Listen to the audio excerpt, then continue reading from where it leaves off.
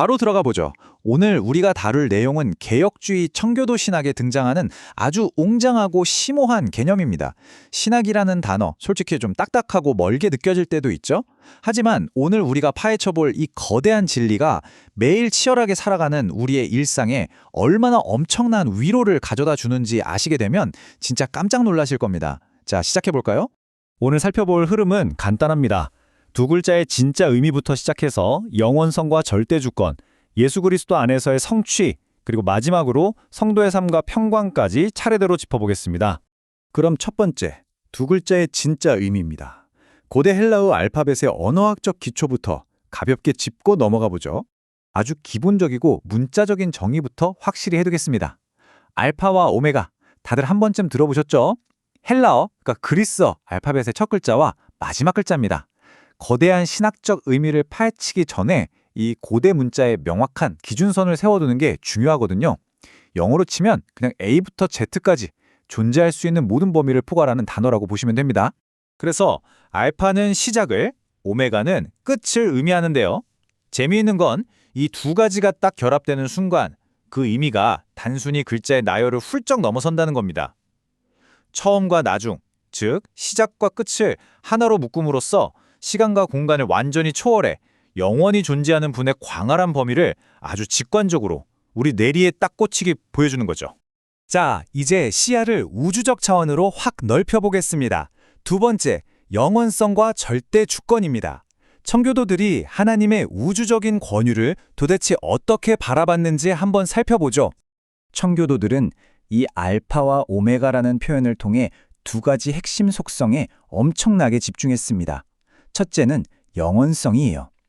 여기서 핵심은 하나님은 결코 우리처럼 시간에 쫓기거나 지배받는 피조물이 아니라는 사실입니다. 세상이 생기기 전부터 그리고 세상이 끝난 후에도 영원히 존재하는 분, 말 그대로 시간 그 자체를 발명하신 창조주라는 뜻이죠. 둘째는 절대주권입니다. 인류의 역사가 그저 어쩌다 보니 우연히 흘러가는 게 아니라는 거예요. 하나님이 인류 역사라는 거대한 전체 대본을 직접 완벽하게 설계하신 절대적인 주권자라는 뜻입니다. 이걸 한편의 거대한 서사 영화라고 상상해보세요. 하나님은 태초에 우주라는 모델을 창조하시고 역사의 시작 버튼을 꾹 누르셨습니다. 이게 바로 알파죠. 그리고 지금 우리가 살고 있는 수많은 사건 사고가 터지는 이 역사의 혼란스러운 중간 과정 역시 그분이 온전히 다스리십니다. 그러다 마침내 역사의 가장 마지막 날 최종적인 심판과 완성을 황하고 당당하게 선포하시겠죠. 이게 바로 오메가입니다. 세 번째로 넘어갈게요. 예수 그리스도 안에서의 성취입니다. 이 우주적인 진리가 어떻게 기독론적 성취로 이어지는지, 다시 말해 이 모든 게 어떻게 예수 그리스도를 가리키며 그분 안에서 완성되는지 연결고리를 확인해 보겠습니다. 나는 알파와 오메가요. 처음과 마지막이요. 시작과 마침이라 요한계시록 22장 13절 말씀인데요. 여러분, 잠시 이 선언의 엄청난 무게감을 한번 느껴보시죠. 부활하신 왕 예수 그리스도께서 직접 자신을 가리켜 하신 말씀입니다. 이건 그냥 멋있어 보이려는 문학적 수사가 아니에요. 예수님 본인이 바로 역사의 주관자이심을 우주 만물 앞에 장엄하게 선포하신 겁니다. 여기서 우리는 굉장히 대비되면서도 완벽하게 조화되는 예수님의 두 가지 역할을 보게 됩니다. 한편으로 그리스도는 창조 때 성부 하나님과 함께 하셨던 영원한 말씀이자 역사의 마지막 날 온 세상을 통치하실 장엄한 왕이십니다. 스케일이 정말 엄청나게 크죠? 그런데 동시에 아주 개인적이고 밀접한 역할도 수행하십니다. 히브리서 12장 2절에서 말씀하듯 우리 각 사람의 믿음을 시작하게 하시고 마침내 완성하실 분이라는 거죠. 이렇게 웅정한 우주적 진리가 나의 가장 사적인 삶과 깊이 맞닿아 있다는 게 정말 놀랍지 않나요? 자, 그렇다면 이 거대한 우주적 현실을 우리가 매일 밥 먹고 잠자는 일상 속으로 어떻게 끌어올 수 있을까요? 네 번째, 성도의 삶과 평강입니다. 우리의 일상에 바로 적용할 수 있는 세 가지 실천적인 포인트가 있습니다. 첫째, 끝없이 요동치는 세상 속에서 흔들리지 않는 반석을 의지하는 겁니다. 세상은 하루가 다르게 변하지만 우리는 알파와 오메가라는 절대 변하지 않는 대상을 굳건히 신뢰할 수 있으니까요. 둘째, 내 인생의 진정한 시작과 끝이 그분께 있다는 걸 인정함으로써 방황하기 쉬운 삶의 목적을 단단하게 고정시키는 겁니다. 그리고 셋째, 사실 제가 오늘 가장 강조하고 싶은 부분인데요.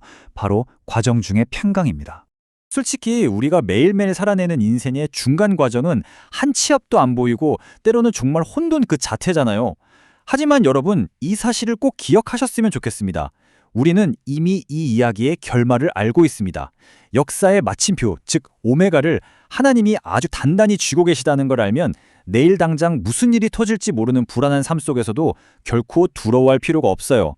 결말을 이미 확보한 자만이 가질 수 있는 깊은 평강, 그 승리자의 넉넉한 여유가 바로 우리에게 주어졌다는 뜻입니다. 자, 이제 오늘 살펴본 청교도의 거대한 신학적 세계관을 하나로 정리해보죠. 하나님은 역사의 완벽한 설계자이시자 모든 것을 마무리 지으시는 최종적인 종결자이십니다. 만물의 시작이 그분으로부터 나왔으니 저와 여러분의 인생 여정 역시 주님이 시작하셨고 결국 주님 안에서 완성될 겁니다. 그렇기 때문에 우리는 매일 주어지는 하루하루를 주님께 온전히 맡기는 청지기의 마음으로 살아가야 하는 거죠. 오늘 이 해설을 마무리하면서 여러분 스스로에게 똑 한번 던져보셨으면 하는 질문이 있습니다. 지금 나의 작고 평범한 삶은 알파와 오메가이신 그분의 영원한 계획 속에 안전하게 머물고 있는가? 여러분, 역사의 시작과 끝을 쥐고 계신 그분께 여러분의 오늘 하루, 그리고 앞으로의 남은 삶을 한번 완전히 맡겨보시는 건 어떨까요?